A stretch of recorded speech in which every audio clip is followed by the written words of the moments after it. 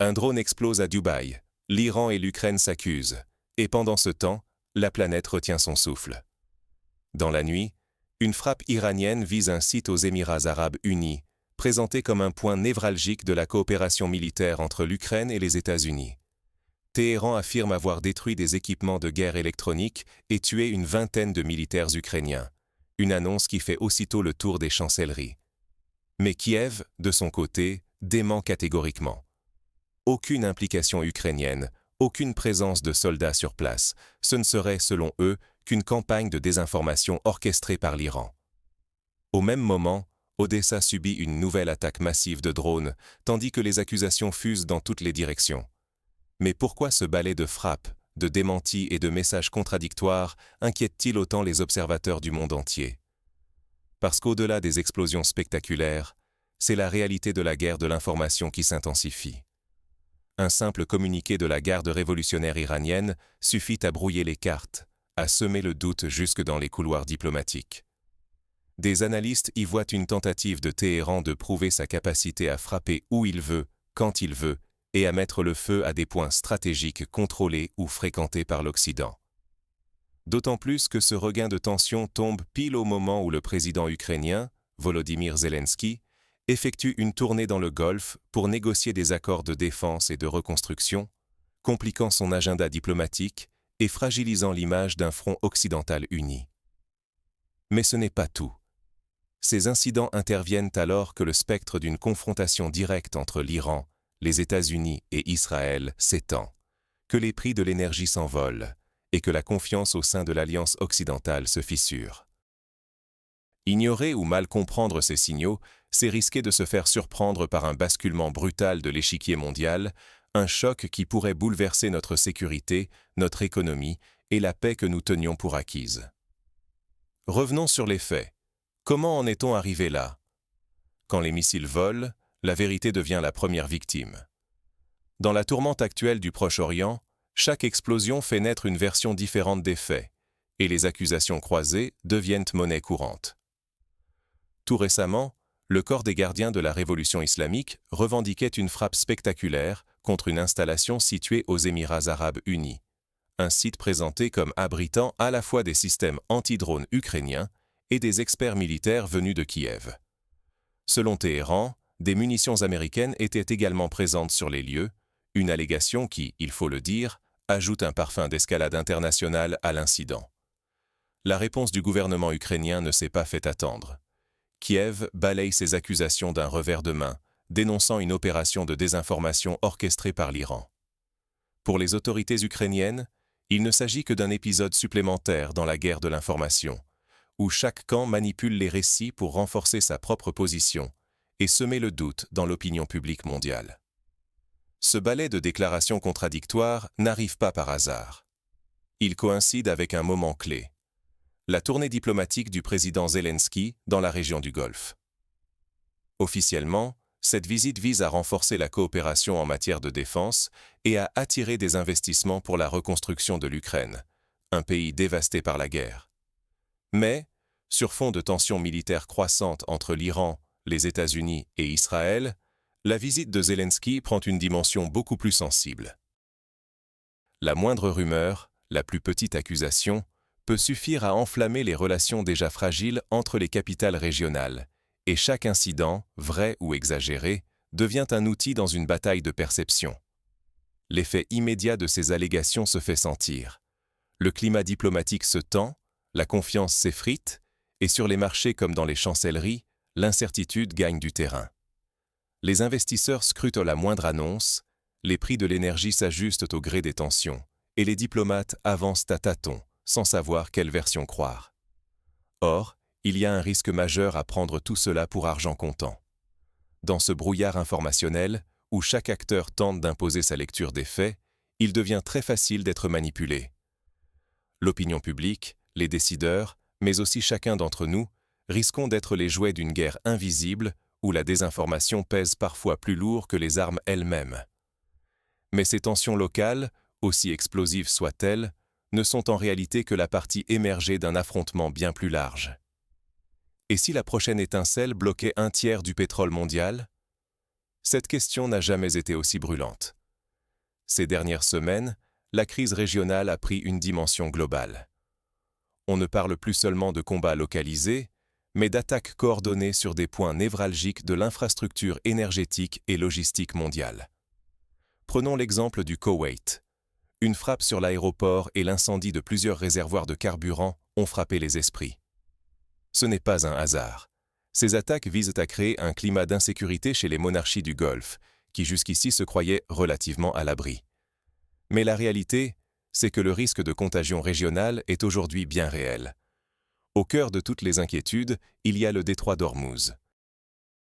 Imaginez, près de 20% du pétrole mondial transite quotidiennement par ce goulet d'étranglement, où la moindre escalade militaire pourrait suffire à paralyser les marchés. L'Iran menace régulièrement d'en fermer l'accès, et la simple évocation de ce scénario hérisse le poil des analystes et investisseurs du monde entier. En cas de blocage, les prix s'envoleraient, avec des répercussions immédiates sur votre facture d'essence, sur l'inflation, sur la stabilité économique de toute la planète. Mais la menace ne s'arrête pas là. Plus au sud, les Houthis du Yémen multiplient les attaques à coups de missiles, notamment sur Israël, et menacent ouvertement de bloquer la mer Rouge. Or, ce couloir maritime n'est rien de moins qu'une artère vitale pour le commerce entre l'Europe et l'Asie. Rappelez-vous, lors des précédentes crises, ces mêmes Houthis avaient déjà réussi à perturber le transport maritime, provoquant des retards, des surcoûts et un chaos logistique mondial. Aujourd'hui, la reprise de leurs offensives met simultanément sous pression deux corridors stratégiques, Ormuz et la mer Rouge. Selon les estimations, jusqu'à un tiers des exportations mondiales de pétrole et de gaz passent par ces deux routes. Autant dire que les chaînes logistiques, déjà fragilisées, pourraient s'effondrer en cas de blocus durable. Dans ce contexte explosif, l'Iran affiche une détermination inquiétante. Une mesure choc vient d'être prise. L'âge légal de la mobilisation militaire a été abaissé à seulement 12 ans. Les témoignages rapportent que des adolescents sont désormais utilisés pour des patrouilles et des contrôles de rue. Les ONG tirent la sonnette d'alarme, dénonçant une violation flagrante du droit international humanitaire. Cela témoigne d'une volonté du régime de s'engager dans un affrontement de longue haleine, prêt à mobiliser toutes les ressources disponibles, quitte à franchir les lignes rouges de la communauté internationale. Face à ce climat de tension extrême, la confrontation directe entre Israël, l'Iran et les États-Unis ne montre aucun signe d'accalmie. Aucun acteur n'est réellement prêt à faire machine arrière et la région entière retient son souffle, consciente qu'un incident de plus pourrait tout faire basculer. Les enjeux sont clairs. À chaque attaque, à chaque menace sur ces points de passage stratégiques, c'est la sécurité mondiale, votre stabilité économique et celle de millions d'autres qui sont mises en jeu. Un blocage total, même temporaire, provoquerait une flambée des prix de l'énergie, des pénuries, un ralentissement du commerce mondial, et donc un risque réel pour votre quotidien. Si le feu couve au sud, l'Ouest n'est pas épargné par d'autres fractures. Quand les alliés s'écharpent, le front se fissure. L'image d'une alliance occidentale soudée commence sérieusement à se craqueler, et les fissures deviennent visibles à tous les niveaux. Prenons d'abord les récentes déclarations tonitruantes de Donald Trump. L'ancien président américain n'a pas hésité à remettre en cause l'un des fondements de l'OTAN, la solidarité collective. Il a publiquement envisagé que les États-Unis pourraient refuser leur protection à certains membres de l'Alliance si ceux-ci ne consacrent pas au moins 5% de leur PIB à la défense. C'est plus du double du seuil fixé il y a quelques années à peine. Et aujourd'hui, bien peu d'États européens atteignent même les 2%. Des pays comme l'Espagne, la Belgique, le Canada, le Portugal ou la Slovénie seraient ainsi clairement dans la ligne de mire. La réaction européenne ne s'est pas fait attendre. Politiques et analystes se sont insurgés contre ce qu'ils perçoivent comme une tentative de transformer l'OTAN en un club à la carte, où la protection devient une sorte de service conditionné au paiement d'un ticket d'entrée exorbitant. Les responsables européens rappellent que l'article 5, qui engage la défense collective, est justement né de la volonté d'éviter ce genre de marchandage. Pour eux, c'est l'ultime rempart, construit dans l'après-guerre pour garantir la sécurité de toute l'Europe. Mais ces divergences ne restent pas cantonnées au discours. Lors du dernier sommet du G7, la tension était palpable. Les Européens, confrontés à la brutalité du conflit ukrainien à leur porte, ont exigé des États-Unis une position plus ferme face à la Russie. Côté américain, la réplique a été glaçante. Si l'Europe pense pouvoir faire mieux, qu'elle prenne la relève. Derrière ces échanges musclés, ce sont les fondations mêmes de la coopération transatlantique qui tremblent. Pendant ce temps, en Ukraine, la guerre s'enlise dans un conflit d'usure. Les lignes bougent à peine, mais le prix humain et matériel s'alourdit. Les drones de combat russes frappent massivement. Odessa se retrouve à nouveau sous les bombardements, touchant non seulement les infrastructures portuaires, mais aussi les quartiers résidentiels et même des hôpitaux. Malgré la riposte ukrainienne, la pression reste constante et l'espoir d'un dénouement rapide s'amenuise. Au sein de l'Union européenne, le consensus s'effrite également. La Hongrie, par exemple, fait l'objet de discussions autour de potentielles sanctions, car Budapest freine l'aide militaire à l'Ukraine. Cette frilosité devient un caillou dans la chaussure des Européens qui tentent de maintenir un front uni. À cela s'ajoute un autre sujet brûlant, le débat sur le statut des réfugiés ukrainiens. Les États membres se divisent entre ceux qui veulent prolonger la solidarité et ceux qui plaident déjà pour des mesures de gestion de long terme, comme si l'urgence était derrière nous. C'est le signe d'une lassitude, et surtout d'une adaptation à un conflit qui risque de durer. La conséquence de cette fragmentation? Si l'Alliance atlantique vacille, c'est toute la sécurité européenne, et au-delà, la stabilité mondiale, qui pourraient basculer. Les rivalités internes, les doutes sur la fiabilité des alliés et la difficulté à présenter un front uni pèsent lourdement sur l'équilibre de la région.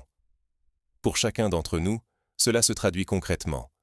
Incertitudes économiques, envolée des prix de l'énergie et surtout, un sentiment d'insécurité qui ne cesse de croître.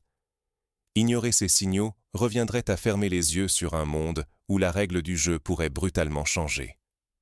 Face à ces orages, quelles leçons tirer pour ne pas être pris au dépourvu? Ce qui se décide loin de chez vous peut bouleverser votre quotidien. Face à l'intensification des crises au Proche-Orient et en Europe, il est plus que jamais essentiel de prendre du recul et de se poser les bonnes questions. Première leçon. La vigilance face à la désinformation n'est plus un luxe, c'est une nécessité.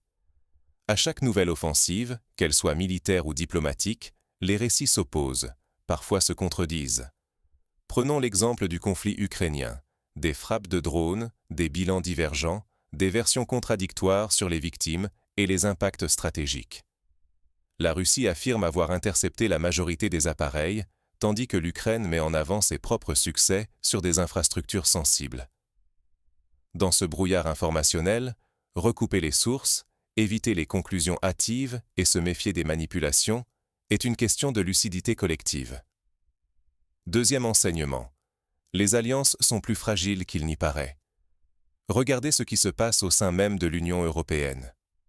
La Hongrie bloque systématiquement l'aide financière à l'Ukraine et maintient son partenariat énergétique avec la Russie malgré les pressions et les risques de sanctions occidentales. Les divergences sur le sort des réfugiés ukrainiens ne font que souligner la difficulté à maintenir une solidarité durable. La cohésion occidentale, souvent présentée comme acquise, est en réalité soumise à des tensions internes qui, en temps de crise, pèsent d'abord sur les plus vulnérables. Troisième point. L'anticipation des risques énergétiques et logistiques doit devenir un réflexe. Les frappes de drones ciblant les raffineries et les infrastructures portuaires en mer Noire, aussi bien en Russie qu'en Ukraine, montrent la vulnérabilité des routes énergétiques. Une perturbation dans ces chaînes, et ce sont les prix de l'énergie qui flambent, l'industrie qui ralentit, votre facture qui grimpe. Diversifier ses approvisionnements, renforcer la résilience des infrastructures, ce n'est plus un débat d'experts, c'est une urgence pour nous tous. Enfin, il faut comprendre que ces crises ne sont pas de simples épisodes passagers. Le déplacement du conflit, la multiplication des points de tension, mais aussi le glissement de la perception politique en Europe, où la guerre n'est plus vue comme une parenthèse, mais comme une nouvelle norme, impose de suivre l'actualité avec un esprit critique, sans céder à la fatigue ou à la résignation. Ne pas anticiper, c'est subir. Subir la hausse des coûts, le risque d'isolement ou la manipulation de l'opinion. Alors, concrètement, Que faire face à cette incertitude? L'histoire s'écrit maintenant, et chacun a un rôle à jouer. Rester simple spectateur, c'est confier à d'autres le soin de décider pour vous du monde dans lequel vous vivrez demain. Or, face à l'emballement des crises militaires, énergétiques et géopolitiques, personne ne peut plus se permettre l'indifférence ou la passivité. Regardez autour de vous. De la guerre qui s'enlise en Ukraine à la montée des tensions entre Israël et l'Iran, en passant par les menaces sur les couloirs logistiques du commerce mondial, chaque événement, chaque décision prise à huis clos a des répercussions directes sur votre quotidien, votre sécurité, vos factures d'énergie et même sur la stabilité de l'emploi ou la valeur de votre épargne. Ce qui se joue en ce moment, ce n'est pas seulement une affaire de frontières, de missiles ou de sanctions. C'est aussi et surtout une guerre des perceptions, où la désinformation, les fractures internes et la manipulation de l'opinion pèsent parfois plus lourd que les armes. L'Europe, plus divisée que jamais, en est l'illustration parfaite. La Hongrie, par exemple, bloque systématiquement l'aide financière à l'Ukraine et poursuit son partenariat énergétique avec la Russie. Washington, de son côté, envisage des sanctions ciblées contre certains dirigeants hongrois pour leur rôle de trouble-fête, au moment même où l'Union européenne s'interroge sur la place à accorder aux réfugiés ukrainiens à long terme. Ces débats, d'apparence technique ou lointaine, reflètent en profondeur un basculement durable dans les équilibres. L'Ukraine n'est plus pour beaucoup une crise temporaire, mais une réalité structurelle qui oblige l'Europe à repenser ses politiques, ses solidarités, ses outils. Quant au Moyen-Orient, la confrontation entre Israël et l'Iran ne montre aucun signe d'apaisement. Téhéran utilisant tous les leviers possibles, de la riposte militaire en territoire voisin au soutien de groupes alliés dans la région. Les Houthis, de leur côté, menacent ouvertement de bloquer la mer Rouge, ce qui met en danger l'un des passages commerciaux les plus vitaux au monde. Résultat, les marchés de l'énergie réagissent avec nervosité, les prix s'envolent, l'incertitude règne. Mais le plus préoccupant, c'est peut-être la fissure qui s'élargit au sein du camp occidental. Les États-Unis et les Européens ne parviennent plus à parler d'une seule voix sur la stratégie à adopter en Ukraine, ni sur la gestion des principes fondateurs de l'OTAN. Ces divisions, exploitées par des puissances rivales, affaiblissent la capacité collective à répondre aux défis et créent un terrain fertile pour l'influence d'acteurs extérieurs, prêts à remettre en cause les règles. Dans ce climat, la vigilance devient une nécessité. Parce que s'informer, c'est garder la main sur son destin. Comprendre les logiques derrière les décisions, c'est éviter d'être le jouet de la désinformation ou de choix imposés par d'autres. Rester passif, c'est accepter que demain, vos propres intérêts, économiques, sécuritaires, politiques, soient sacrifiés au nom de priorités qui ne sont pas les vôtres. Alors, prenez le temps de partager cette analyse autour de vous, de discuter, de débattre, de croiser les sources. C'est ainsi que l'on renforce l'intelligence collective, que l'on construit une société capable de résister aux manipulations et de peser sur les choix à venir. L'histoire avance vite, parfois sans prévenir. Mais en restant informés, curieux et solidaires, nous pouvons reprendre la main sur notre avenir commun. Merci d'avoir suivi cette vidéo. Si vous l'avez trouvée utile, n'hésitez pas à la partager, à vous abonner et à contribuer à la discussion en commentaire. Ensemble, restons vigilants et actifs, car l'équilibre du monde de demain dépend aussi de notre capacité à comprendre et à agir aujourd'hui.